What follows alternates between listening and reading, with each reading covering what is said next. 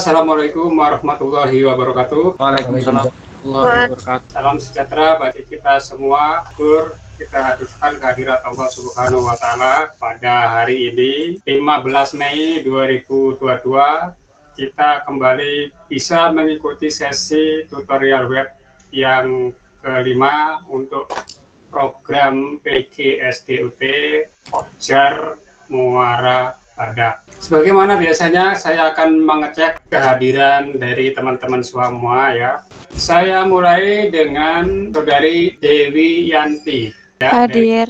Dari Jihan Fadila. Jihan Fadila katanya izin Pak, ada acara keluarga katanya. Oke, kita sesuai dengan planning beberapa minggu yang lalu, kita akan presentasi mendemonstrasikan tugas yang sudah dibuat. Nah, saya mulai dari Ibu Lucy Agustina. Assalamualaikum Bu Lucy Agustian, Pak Agustina, Bu Lucy Agustian.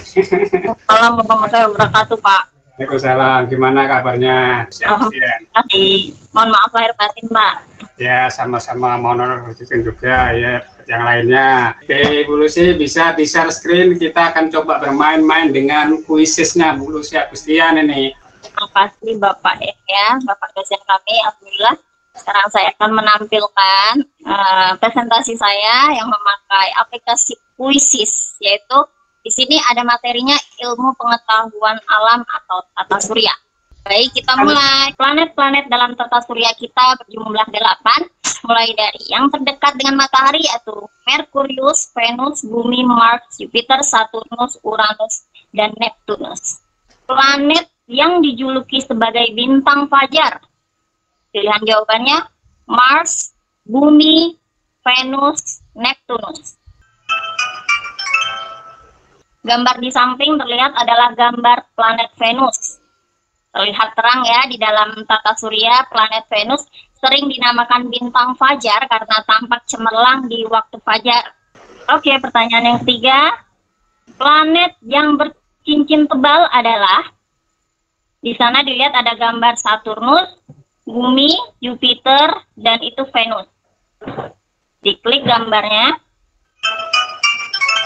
Dilihat gambarnya sangat indah sekali. Yaitu Saturnus adalah planet yang terdekat ke-6 dalam tata surya yang berwarna kekuningan. Saturnus ini juga terkenal dengan planet indah yang bercincin tebal. Atmosfer Saturnus juga berupa debu halus, kerikil, dan butiran es yang sangat banyak. Berdasarkan jaraknya ke matahari, planet dapat dibedakan menjadi dua macam, yaitu planet dalam dan planet luar. Planet apa yang termasuk planet dalam? Pilihannya Jupiter, Saturnus, Uranus, Neptunus, Merkurius, Venus, Uranus, Neptunus, Merkurius, Venus, Bumi, Mars, atau Saturnus, Neptunus, Venus. Lihat, skornya Siti Kamila yang pertama ya. Terus Muhammad Arginanda. Planet dalam atau disebut juga dengan interior planet adalah planet-planet yang jarak rata-ratanya ke matahari lebih pendek ya daripada jarak rata-rata planet ke bumi ke matahari.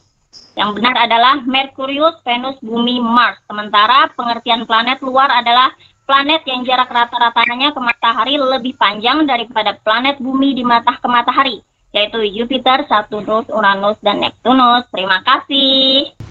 Oke, yang lain silakan diklik kuis dari Pak Arvinanda. Apa boleh dimulai, Pak? Boleh dimulai sambil yang lain nyusul, nggak apa-apa. Kerajaan Kutai Martapura. Kerajaan Kutai Martapura adalah kerajaan bercorak Hindu di Nusantara yang memiliki bukti sejarah tertua berupa prasasti Yupa dan berdiri sekitar abad ke-4 atau 400 Masehi, bersamaan dengan kerajaan Tarumanegara di Jawa. Pusat kerajaan ini terletak di Morakaman, yang saat ini adalah sebuah kecamatan di Kabupaten Kutai Kartanegara, Provinsi Kalimantan Timur. Nama Kutai diberikan oleh para ahli mengambil dari nama tempat ditemukannya prasasti yang menunjukkan eksistensi kerajaan tersebut. Informasi nama Martapura diperoleh dari kitab Salasilah Raja dalam negeri Kutai Kartanegara yang menceritakan pasukan kerajaan Kutai Kartanegara dari Kutai Lama menyerang ibu kota kerajaan ini. Sejarah berdirinya kerajaan Kutai. Kerajaan Kutai diperkirakan berdiri pada abad ke-4 Masehi. Ini dibuktikan dengan ditemukannya 7 buah yupa, prasasti berupa tiang batu yang ditulis dengan huruf Pallawa dan bahasa Sanskerta yang berasal dari India yang sudah mengenal Hindu. Yupa mempunyai 3 fungsi utama, yaitu sebagai prasasti, tiang pengikat hewan untuk upacara korban keagamaan, dan lambang kebesaran raja. Adapun isi 7 yupa yang telah diterjemahkan oleh para ahli adalah sebagai berikut. Yang pertama, berisi tentang silsilah raja yang pernah memerintah dan memiliki kekuasaan di Kutai. Kemudian letak strategis kerajaan Kutai yang berada pada hilir Sungai Mahakam, yaitu Muarakaman. Kemudian tersebarnya agama Hindu pada pemerintahan Raja Aswawarman. Keempat, Aswawarman dikatakan sebagai pembentuk keluarga dengan gelarnya Wangsakerta. Terakhir, akhir dari kerajaan Kutai Martapura.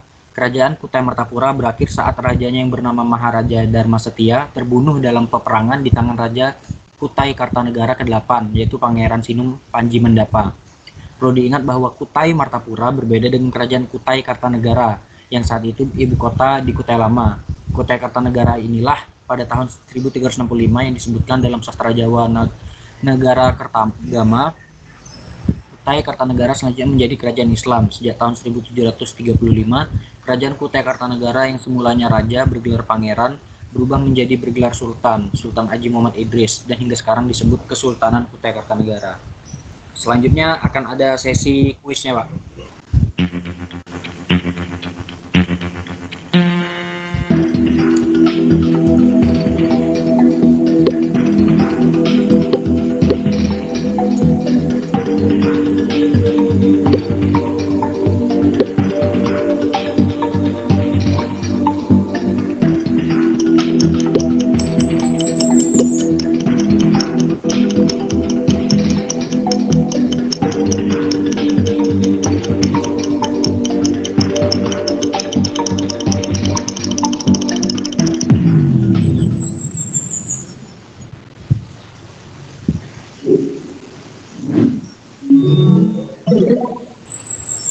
Terdapat berapa yupa yang menjadi bukti sejarah kerajaan Kutai Martapura?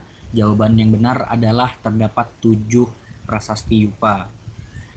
Ada 2 yang menjawab salah, yaitu menjawab 5. Baik, kita lanjut ke pertanyaan selanjutnya.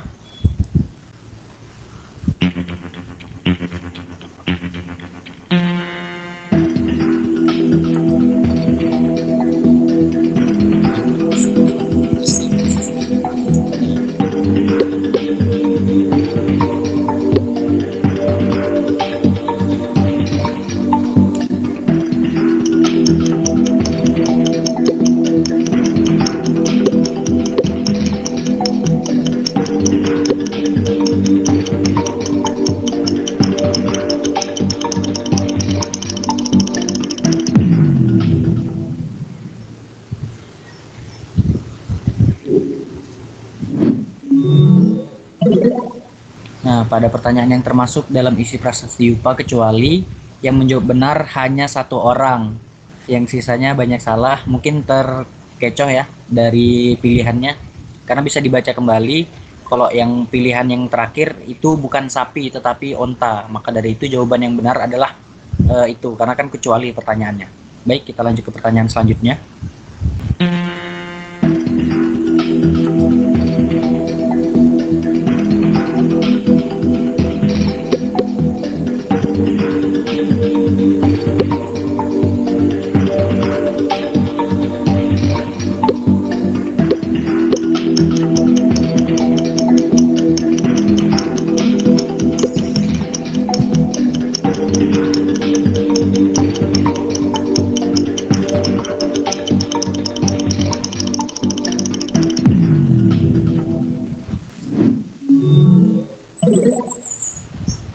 Nah, baik.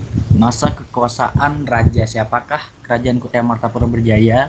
Yaitu pada masa kekuasaan Maharaja Mulawarman. Dibuktikan dengan pada prasasti yupa yang menjelaskan bahwa pada masa kerajaan Raja Mulawarman ia menyumbangkan 20.000 ekor sapi kepada Brahmana.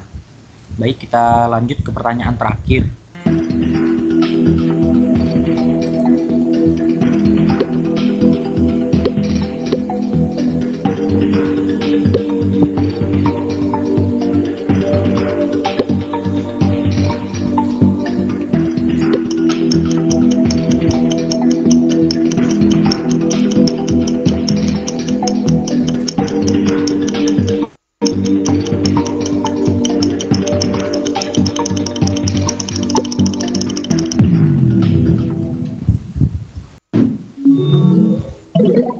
Dan pertanyaan terakhir, berakhir kerajaan Kutai Martapura pada masa kekuasaan raja yang benar adalah Dharma Setia.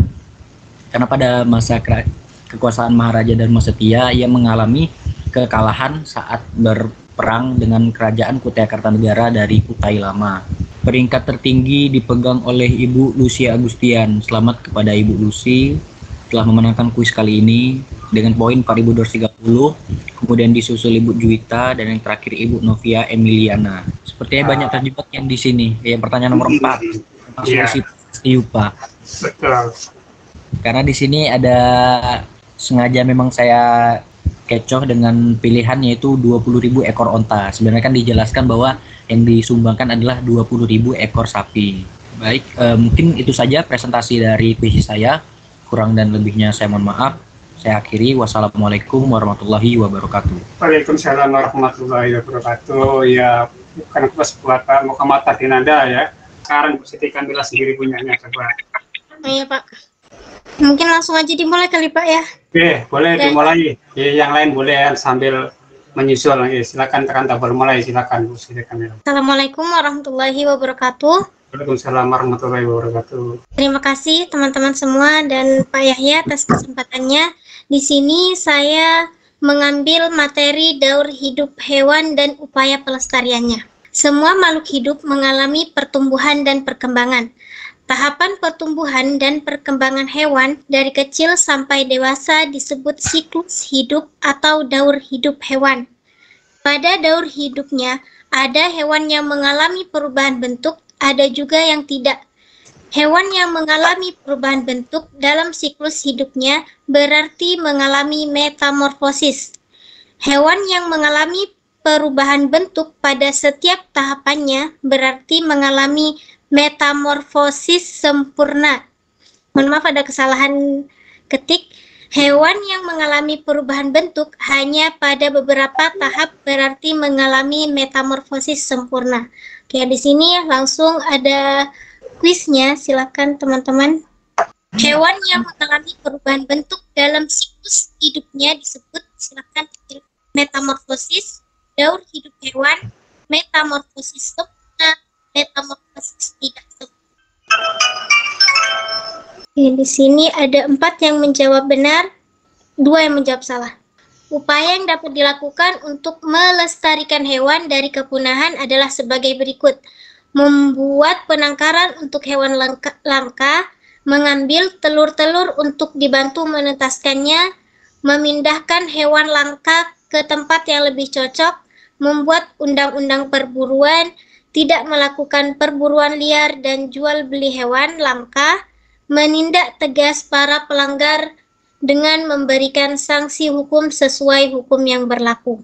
Berikut ini yang tidak termasuk upaya melestarikan hewan adalah membuat penangkaran untuk hewan langka, mengambil telur-telur untuk dibantu menetaskannya, memelihara hewan langka di rumah, tidak melakukan perburuan liar dan jual beli hewan langka. Yaitu tadi presentasi kuisis dari saya. Mohon maaf apabila ada kata yang mungkin salah perkataan. Assalamualaikum warahmatullahi wabarakatuh. Waalaikumsalam warahmatullahi wabarakatuh. Oke, luar biasa Bu Kamila ya. Kuisisnya, presentasinya sudah ada gambar-gambar yang mendukung. Jadi tidak hanya teks saja. Sekarang saya akan mencoba pembahasan dalaman materi dengan materi yang baru. Hari ini kita akan membahas terkait dengan materi video sebagai media pembelajaran. Tentunya setiap media memiliki karakteristik yang berbeda, di mana media video ini memiliki atribut sebagai media gambar yang bergerak atau biasa disebut motion picture, juga motion grafis. Dan video memiliki kemampuan dalam menampilkan unsur suara atau audio dan gambar atau visual yang secara simultan berupa gambar bergerak atau moving image. Nah, tentunya karena video ini memiliki dua unsur yang saling melengkapi, maka ini boleh dikatakan video ini sebagai media yang mendekati paripurna ya. siswa yang cenderung auditori, yang bisa paham cepat dengan suara, maka di video ada suara yang menjelaskan. Sehingga siswa yang tipe auditori ini tidak usah melototi layar kamera, tidak usah melototi video yang ada di HP, cukup mendengarkan saja bisa memahami. Begitu juga siswa yang tipe visual, mereka biasanya lebih cenderung untuk melihat videonya, melihat presentasi apa yang sedang dipaparkan, tidak hanya sekedar suara. Oleh karena itu, ini bisa saling mendukung antara suara dan gambar, sehingga teman-teman nanti dalam membuat video upayakan ada gambar maupun suara, dan suaranya jangan berupa musik saja ya, tapi suara narasi yang menjelaskan materi, sehingga anak-anak yang tipe auditori, ya katakanlah HP-nya dibalik pun dia bisa paham tanpa melihat videonya. Dan banyak sekali manfaat program video yang bisa kita rasakan. Video sebagai sarana untuk mendiseminasikan informasi dan pengetahuan. Barangkali teman-teman ada yang pernah mengikuti kegiatan pelatihan ini, mungkin teman-teman memiliki keahlian tertentu, silakan di sana dibuat videonya untuk didiseminasikan, untuk diinformasikan kepada guru-guru yang lain. Boleh jadi sesuatu hal itu biasa bagi kita, sesuatu hal itu remeh bagi kita. Kalau kita buat videonya dan kita share ke publik, itu bisa menjadi sesuatu yang berharga. Jadi teman-teman jangan ragu, jika memiliki sesuatu apapun boleh dibuat atau dibuat videonya kemudian di-share ke media, siapa tahu ada orang lain yang membutuhkan. Untuk membelajarkan pemirsa tentang keterampilan suatu, ini video juga sangat berperan. Kita sering melihat media mainstream yang memberitakan seorang belajar secara otodidak, kadang ada yang belum lulus SD pun mampu membuat atau merakit helikopter, mampu membuat pesawat terbang versinya sendiri hanya menonton video yang ada di media massa. Mereka menonton tutorialnya, kemudian memiliki peralatan dan pengalaman lain. Dengan menonton video, mereka bisa melakukan dan memiliki keterampilan tertentu. Seperti itu ya, manfaat video banyak sekali. Sekarang saya akan coba uji pemahaman dan uji wawasan terkait dengan media pembelajaran berbasis video. Silakan dijawab dengan memilih salah satu pilihan yang ada.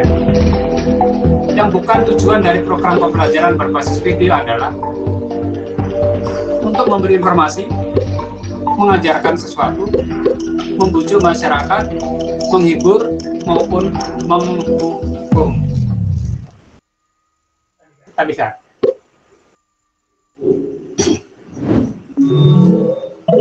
Ya, paling cepat tuh Juwita ya. Oke. Yang menjawab benar semua ya, teman tadi yang paling cepat. Jadi sesuai dengan paparan tadi ya, yang bukan tujuan dari program pembelajaran berbasis video adalah untuk menghukum ya. Video bisa untuk menghibur kita dengan lagu-lagu yang biasa kita dengar, video untuk bisa membujuk masyarakat melalui iklan-iklan layanan masyarakat. Masyarakat bisa melakukan sesuatu ya, mungkin untuk kampanye partai atau untuk iklan layanan tentang COVID, tentang kesehatan dan lain-lain.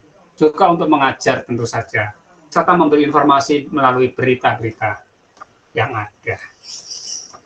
Nah, tadi penjelasan lebih lanjut terkait dengan tujuan program video. To inform, to instruct, to persuade, dan to entertain.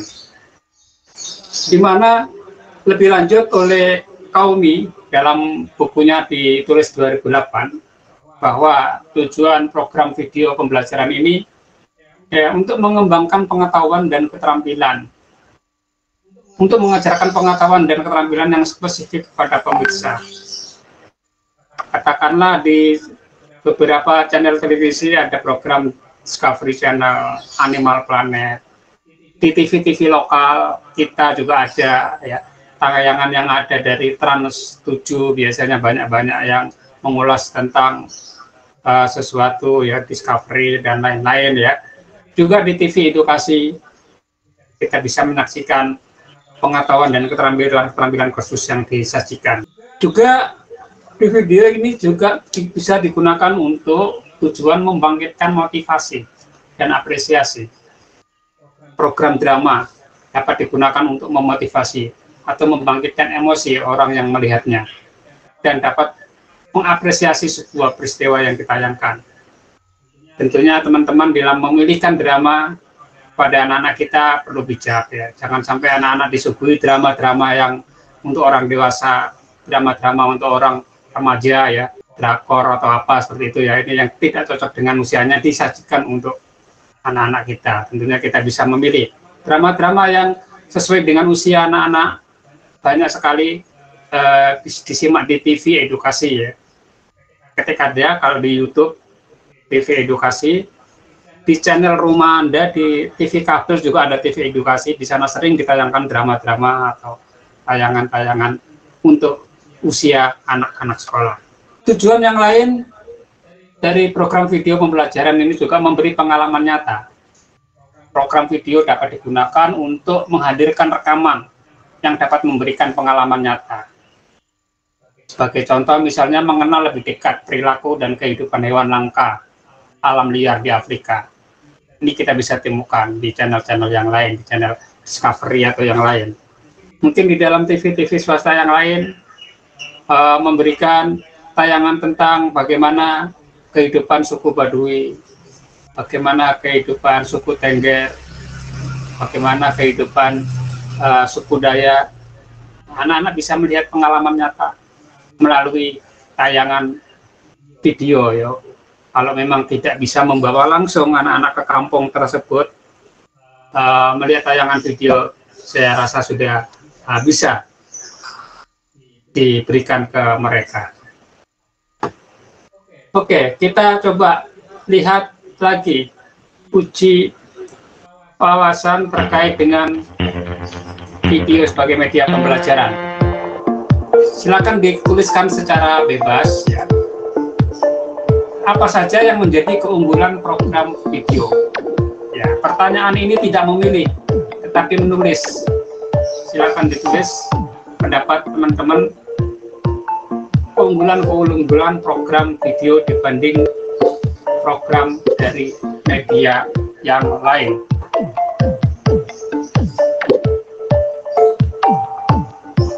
Ini menampung pendapat dari teman-teman ya.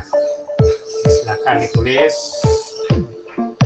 Bu Novelia Emilia mengatakan menarik ya, memberikan pengalaman yang nyata, kata Bu Siti Kamilia. Mudah diimajinasikan, kata Pak Ramdhani. Cepat mudah dipahami, kata Bu Maria Wilhelmina. Dapat memberikan pengalaman yang bermanfaat melalui video karena bersifat nyata, kata Bu Suwiti. Materinya lebih menarik dan mudah dipahami menurut Pak Eko Tulus. Sekali lagi kita masih coba menampung jawaban berikutnya. Program video memudahkan pendidik menyampaikan materi dengan visualisasi, kata Bu Lucy.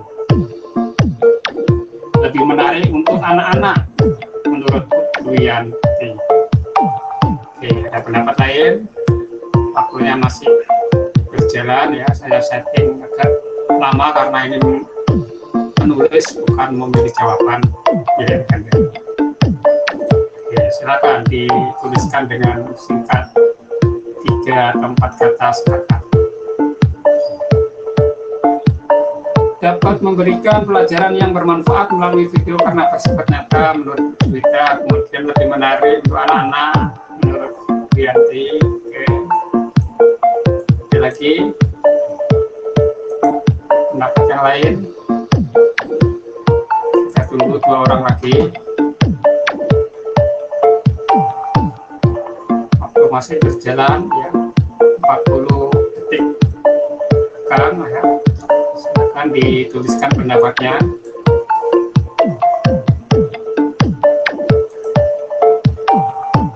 Nah, ini bersifat menampung pendapat, jadi apapun yang dikemukakan oleh teman-teman insya Allah nanti ada skor ya. dari kuis ini. Oke, kita tunggu 6, 15, 14, 13, 12, 11, 10, 9, 7, 6, 5, 4, 3, 2, 1. Jadi banyak sekali keunggulan-keunggulan yang kita dapatkan dari program video. Gambar video mampu memperlihatkan motion picture secara dinamis. Dapat mempelajari sebuah proses gerakan yang dinamis. Misalnya teman-teman ada yang mengajar keterampilan kewirausahaan, atau ada yang mengajar olahraga, bagaimana cara melompat yang benar, bagaimana melakukan gerakan tari ini yang benar. Ini bisa akan sangat efektif, bisa dibuat videonya daripada dibuat infografisnya untuk materi-materi seperti itu. Kemudian video juga mampu memperlihatkan tempat yang sulit untuk dijangkau atau berbahaya apabila dikunjungi. Katakanlah kita akan menjelaskan kepada siswa tentang bagaimana proses magma atau larva di dalam Gunung Merapi. Tentunya ini sangat berbahaya kalau didekati. Kita bisa menggunakan teknologi video, kita bisa gunakan drone yang mendekati objek tersebut, kemudian kita rekam videonya. Video juga mampu memperlihatkan objek atau benda yang dari sudut pandang pemirsa. Sebagai contoh, kita dapat memperlihatkan teknik pengelasan secara aman, tanpa rasa takut kena percikan.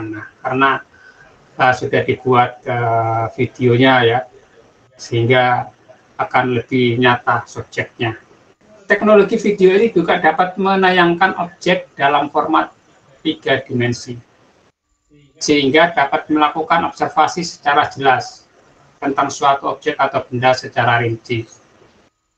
Katakanlah kita akan menjelaskan metamorfosis ulat menjadi kupu-kupu tadi.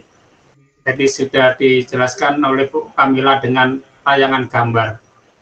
Tayangan dalam bentuk animasi 3 dimensi ada di media maya. Cari saja di YouTube, ketik metamorfosis kupu-kupu, ada banyak pilihan. Ada yang tampilan video, ada yang tampilan 3D animasi. Kita bisa memilih mana yang kira-kira menarik untuk kita sajikan di dalam presentasi kita kepada anak-anak itu ya. Video juga mampu mempercepat sebuah gerakan proses yang terlihat lambat dan dapat memperlambat proses yang terlihat cepat. Sebagai contoh, misalnya teknik fast motion, kita dapat memperlihatkan tentang tanaman tumbuh dan berkembang. Untuk memperlihatkan tanaman tumbuh dan berkembang, misalnya dari biji menjadi kecambah, atau dari bunga yang kuncup menjadi mekar, ini memerlukan proses yang lama untuk pengamatinya, berhari-hari. Kita bisa buat motionnya dalam bentuk 3D animation ke dalam tayangan video. Begitu juga teknik slow motion digunakan untuk memperlihatkan bagaimana gerakan burung terbang dengan aerodinamisnya pada waktu terbang. Tentunya gerakannya sangat cepat. Nah, kita sebagai manusia untuk menangkap gerakan yang cepat itu agak sulit. Melalui video kamera, ini kita bisa perlambat gerakannya. Sehingga kita bisa meniru. Dengan alat tertentu kita membuat gerakan sayap mirip burung, sehingga kita bisa melakukan terbang seperti apa yang burung lakukan. Ini sangat mungkin sekali memperlambat proses maupun mempercepat proses dengan teknologi atau program video. Nah, video juga mampu memperlihatkan adegan yang dramatis yang dibuat dengan menggunakan skenario maupun adegan nyata. Nah, kita ambil contoh misalnya untuk pendidikan karakter, akan dengan efektif jika disampaikan melalui tayangan drama video. Tayangan-tayangan yang menggugah, misalnya tayangan ya katakanlah tolong gitu, juga itu tayangan menggugah ya. Kemudian ada tayangan di beberapa TV yang memperlihatkan bagaimana perjuangan seorang anak dari rumah menuju ke tempat sekolah harus melintasi area yang sulit, harus nyebrang sungai, harus memegang bajunya dan dia berenang. Drama-drama seperti itu kita bisa gunakan untuk pendidikan karakter anak. Video juga mampu menghadirkan gambar atau benda atau hewan yang tidak mungkin dihadirkan untuk didemonstrasikan dan dipelajari secara langsung. Ya, sebagai contoh memperlihatkan kehidupan satwa langka berlangsung di habitat aslinya ya. Kalau kita punya lokasi dekat dengan kebun binatang, mungkin masih agak dimungkinkan ya. Nah, ketika itu kita tidak ada bendanya, sulit dari kebun binatang ini sudah dilakukan, boleh kita melihat tayangan videonya. Harimau itu seperti apa, buaya ganasnya seperti apa, ini kita bisa lihat sajian-sajiannya melalui tayangan video. Begitu juga benda yang sangat kecil, mikroba ya, virus, ini makhluk hidup yang sangat kecil yang tidak bisa dilihat dengan mata. Dengan video animasi 3 dimensi, semua itu bisa kita lihat melalui program video, dan banyak sekali itu teman-teman bisa temukan video-videonya di media internet seperti YouTube. Nah, keunggulan yang lain yaitu untuk keperluan pembelajaran yang spesifik, katakanlah sejarah. Nah, karena program ini mampu menghadirkan dokumentasi film yang diperlukan, ingin kita menyajikan bagaimana proses berlangsungnya Perang Dunia Kedua. Silakan teman-teman cari di YouTube-nya, di videonya di YouTube ada itu ya. Bagaimana itu peristiwa G30 SPKI. Cari juga YouTube-nya ada. Jadi peristiwa masa lalu ini bisa kita saksikan melalui program video. Video juga dapat digunakan sebagai sumber informasi yang perlu ditindaklanjuti dengan aktivitas lain. Boleh jadi pada suatu pembelajaran teman-teman menayangkan video dulu. Anak-anak melihat video dengan durasi 5-10 menit. Nah, setelah melihat video, baru kita mulai melakukan tindak lanjut. Apakah nanti anak-anak diminta untuk mengemukakan pendapatnya, atau menceritakan kembali, atau aktivitas dalam bentuk lain terkait dengan tayangan video yang barusan ditayangkan. Itu sangat mungkin sekali. Oke, kita masuk kepada cara pengadaan. Nah, tentunya untuk mengadakan program video pembelajaran, ada beberapa cara yang bisa dilakukan. Membeli dan memodifikasi program yang tersedia. Yang kedua, memproduksi sendiri program video sesuai dengan keperluan. Nah, untuk pilihan pertama membeli, saya rasa teman-teman untuk zaman sekarang ini banyak video yang tidak harus dibeli. Di rumah belajar banyak. Di YouTube juga melimpah. Teman-teman tinggal search aja video yang ingin dicari. Katakanlah tadi materi metamorfosis. Mudah. Klik aja di YouTube. Oke, video melimpah. Kita ingin mencari video tentang metamorfosis kupu-kupu aja, di sini ada banyak video. 1, 2, 3, 4, 5, dan seterusnya ya. Lebih dari 10 video yang kita dapatkan dalam satu topik tertentu. Jadi untuk zaman sekarang saya rasa teman-teman kalau disuruh beli ini agak berat, karena yang tersedia gratis pun banyak. Ini di YouTube. Begitu juga yang kalau di rumah belajar, teman-teman tidak perlu aplikasi tambahan seperti tadi ya. Saya tadi menggunakan Save From untuk mendownload dari YouTube. Kalau di rumah belajar langsung bisa di-download seperti ini. Klik. Nah, ini seperti video yang saya buat. Udah ditekan. Halo sahabat rumah belajar. Kalian tahu apa di sini interaktif? Kan download ya, langsung terdownload. Interaktivitas di dalam multimedia tersebut. Oke, jadi seperti itu ya teman-teman ya. Jadi bisa membeli, mendownload program tersedia atau memproduksi sendiri. Nah, di mata kuliah ini nanti teman-teman ada tugas yang ketiga. Tugas ketiga nanti kita rencanakan teman-teman bisa memproduksi sendiri program video sesuai dengan keperluan, sesuai dengan yang diajarkan. Sekarang saya akan coba masuk ke uji wawasan selanjutnya. Oke, apa saja faktor yang harus dipertimbangkan saat memilih video sebagai program pembelajaran? Oke. Tentu saja sekian banyak pilihan video-video yang saya jelaskan tadi. Teman-teman harus selektif dalam memilih. Kira-kira faktor apa yang dipertimbangkan? Silakan ditulis secara bebas. Ya. 2-3 kalimat, silakan ya. 2-3 kata silakan ditulis secara bebas, bukan memilih opsi. Karena pertimbangannya banyak sekali. Harus bermanfaat atau tidak bagi siswa video tersebut, kata Mbak Junita. Oke.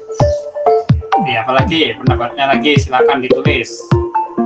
Konteks dalam video tersebut sesuai dengan konteks dalam video tersebut mungkin sesuai dengan materi kalau mungkin yang dimaksud Pak Ramdhani ya. Oke. Kemudian apalagi sesuai dengan materi, kata Bu Siti Kamila. Materinya apa, dicari videonya apa. Apalagi faktor yang lain, silakan.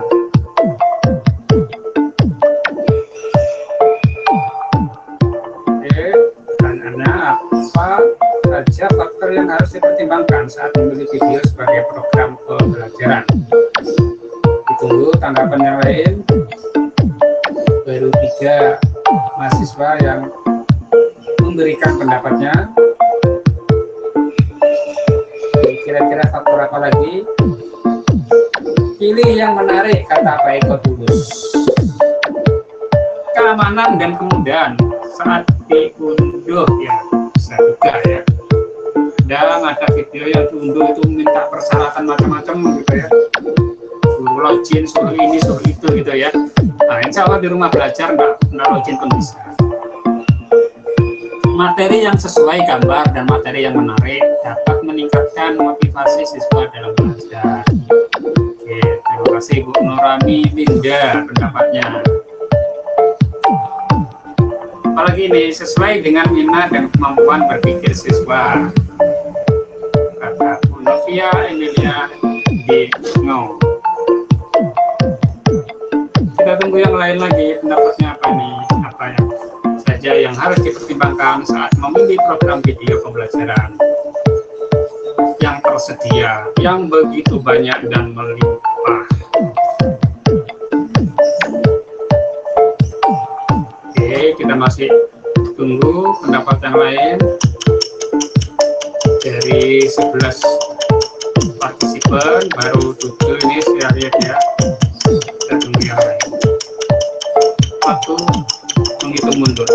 4, 3, 2, dan 1. Jadi dalam mempertimbangkan kita memilih video yang begitu banyak melimpah di media sana, maka satu hal yang harus diperhatikan harus sesuai dengan kebutuhan kurikulum, sesuai dengan topik, sesuai dengan materi yang mau kita ajarkan. Itu yang pertama. Yang kedua, akurat dan baru. Boleh jadi tadi saya mencari video tentang metamorfosis. Mungkin ada yang dibuat 3 tahun yang lalu, ada dibuat setahun yang lalu, atau ada yang dibuat 1 bulan yang lalu. Nah, teman-teman boleh memilih yang terbaru. Biasanya yang terbaru ini penyempurnaan dari sebelumnya. Ya, biasanya seperti itu ya. Nah, pilih yang terbaru, informasinya lebih akurat. Kemudian disampaikan dengan jelas. Di sana ada visualisasi, ada narasi. Tidak hanya gambar dan musik saja, tetapi ada narasi yang menjelaskan. Kemudian video tersebut memotivasi dan memancing minat belajar siswa dan melibatkan mental siswa dalam aktivitas pembelajaran, serta kualitas teknik pembuatan videonya baik. Gambarnya jernih, suaranya juga jernih pula ya. dan juga telah diuji coba. Insya Allah untuk yang di rumah belajar, semua video yang dibuat oleh guru-guru di Indonesia, oleh seputar rumah belajar Indonesia ini sudah diuji, sudah diverifikasi. Tapi kalau di YouTube ini tidak melalui proses uji coba. Di YouTube ini siapa saja bikin video langsung masuk diterima, tidak melalui uji coba. Tapi kalau di rumah belajar memang melalui uji coba dan verifikasi, tidak asal sembarang membuat video di sana. Juga bebas dari kepentingan iklan. Di rumah belajar tidak ada iklannya dan tidak berbayar. Kalau di YouTube mungkin masih ada iklannya, tetapi kalau kita download nanti disajikan pada saat offline juga iklannya akan hilang. Tapi kalau sedang online jalan masih ada. Juga beberapa video juga dilengkapi dengan petunjuk penggunaan. Oke, kita akan coba kembali ke uji wawasan berikutnya.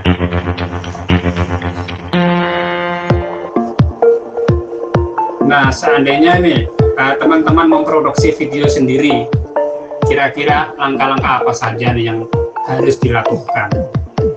Oke. Kalau yang tadi, kalau kita memilih dari yang tersedia, langkah-langkahnya sudah disebutkan. Pertimbangan sekarang kalau membuat sendiri, coba dituliskan langkah-langkah apa yang harus dilakukan jika ingin membuat sendiri.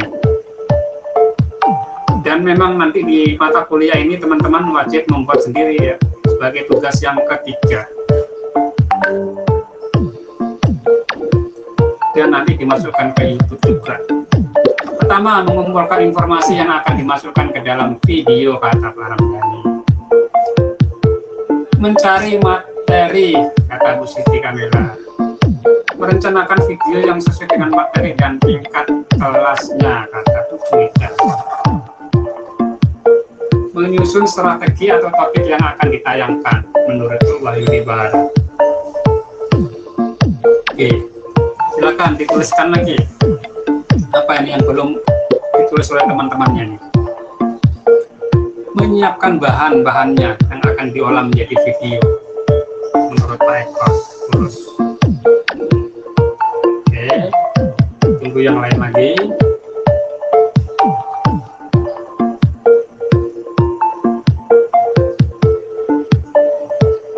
Kita tunggu waktu masih 1 menit. Di depan ini saya setting beberapa menit tadi memangnya. Gambar serta referensi yang menarik bagi siswa. Informasi yang akurat, menyusun strategi dalam video, mengolah video dan dalam bentuk yang menarik, kata Nurani Limda. Kita lihat pendapat yang lain.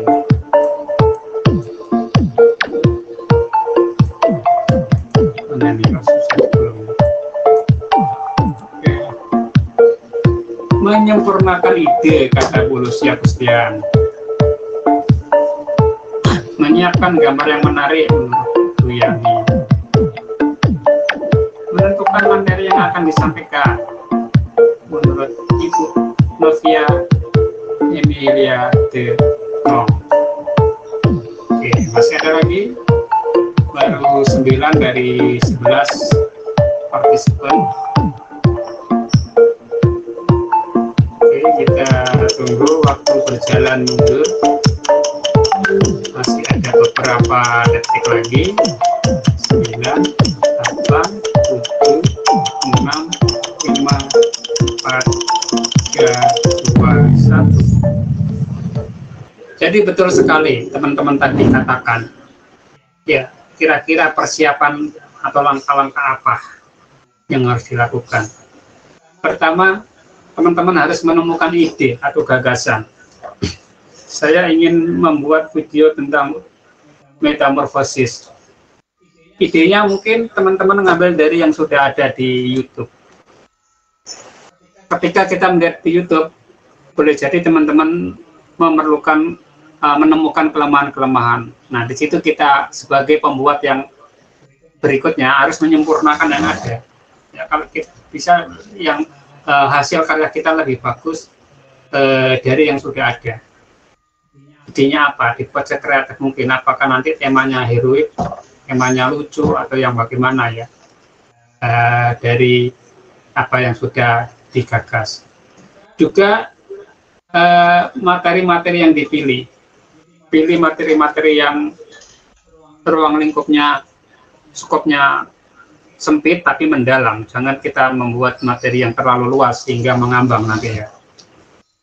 Cukup dengan materi yang pendek, sehingga dengan durasi yang pendek juga 5-7 menit maka akan tersajikan secara baik. Jangan membuat video terlalu lama, ini akan membuat bosan. Kemudian nanti teman-teman juga menyusun kerangka programnya, membuat sinopsisnya, serta membuat treatment dan rincian tentang tayangan program nanti bagaimana. Kemudian nanti dituangkan ke dalam naskah, dan nanti melakukan perbaikan naskah, finalisasi program, baru kita syuting lapangan. Nah, nanti insya Allah saya share contoh dari naskah video pembelajaran yang akan dibuat. Sudah ada format-formatnya, nanti teman-teman tinggal ngisi sesuai dengan skenario yang akan dirancang dalam video tersebut. Nah, naskah ini penting sebelum kita membuat video agar terplanning dengan baik, karena ini naskah ini sebagai perencanaan produksi harus ada blueprint untuk sebuah produk tertentu ya. Dan naskah ini juga berperan sebagai struktur penyajian informasi, juga deskripsi tentang peristiwanya nanti bagaimana, lokasinya di mana, properti atau alat-alat yang diperlukan nanti apa, itu ada tersaji dalam naskah. Juga sangat penting sebagai panduan kerja bagi sutradara dan kerabat yang lain. Kameramennya nanti harus ngapain, talentsnya nanti harus ngapain, harus ngomong apa, itu semua tertuang di dalam naskah video. Nanti saya berikan contoh naskahnya yang teman-teman bisa adopsi. Bentuk-bentuk program video itu sangat beragam, bisa dikemas secara drama. Nah, biasanya kalau drama ini dimulai dengan memperkenalkan tokoh-tokohnya, siapa yang tokoh antagonis, siapa yang tokoh humoris, ya, siapa heroiknya di situ. Kemudian nanti dibuat konfliknya, ending ceritanya nanti bagaimana. Ada juga tayangan video dalam bentuk dokumenter, ini biasanya untuk pelajaran-pelajaran sejarah tentang peristiwa masa lalu, bagaimana Perang Dunia Ketiga, Perang Dunia Kedua, ya, kemudian sejarah tentang Kutai Kartanegara, itu dibuat dokumenternya. Kemudian untuk yang tadi dokumenter tentang misalnya keberadaan kerajaan Kutai Lama di mana itu, di daerah Kutai Lama Sanga-Sanga, itu saya ada pernah membuat dokumenternya itu ya. Kemudian ada talk show, mungkin menampilkan pembicaraan, mungkin dalam bentuk podcast bisa.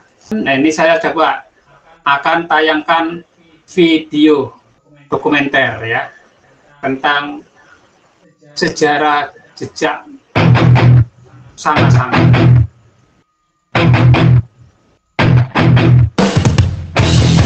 Coba percepat ya. Museum Perjuangan Merah Putih.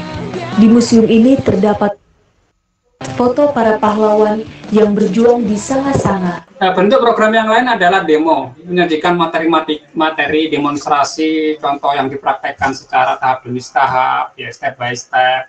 Ini banyak sekali video-video yang jenis demo.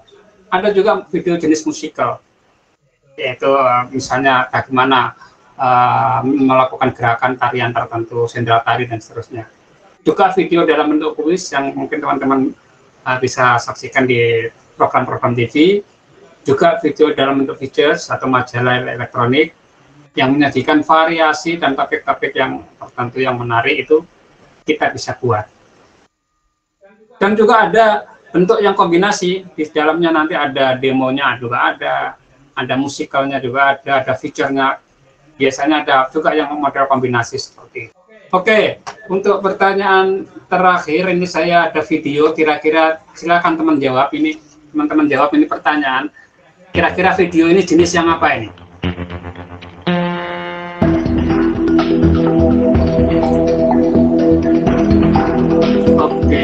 apakah ini bentuk dokumenter, drama, atau demo? Step-step untuk seorang pemula untuk ini. Step pertama, teman-teman harus menginstal aplikasinya dari. Jadi video ini menjelaskan tentang bagaimana menggunakan OBS untuk membuat video pembelajaran. Kemudian dalam video pembelajarannya, tadi kasus yang diambil adalah bagaimana memperkaya kosakata melalui video pembelajaran. Jadi ada dua aspek ini ya. Aspek terkait bagaimana memperkaya kosakata siswa melalui video pembelajaran dan bagaimana cara membuat video pembelajaran melalui OBS. Iya, betul sekali. Video tadi kategori video demo ya. Demonstrasi cara membuat video melalui OBS. Demonstrasi cara mengajarkan ke siswa kata-kata bahasa Inggris melalui lagu. Jadi dalam bentuk demo, bukan drama maupun dokumenter. Kalau drama ini biasanya lebih dari 2 orang ada di tokohnya. Dan ini juga bukan dokumenter, walaupun bisa dijadikan sebagai dokumentasi untuk kegiatan pembelajaran kita. Baik, itu tadi teman-teman ya, terkait dengan materi kita hari ini. Oke, ada pertanyaan sebelum kita akhiri? Oke, kalau tidak ada pertanyaan, saya akhiri untuk sesi hari ini. Selamat beristirahat.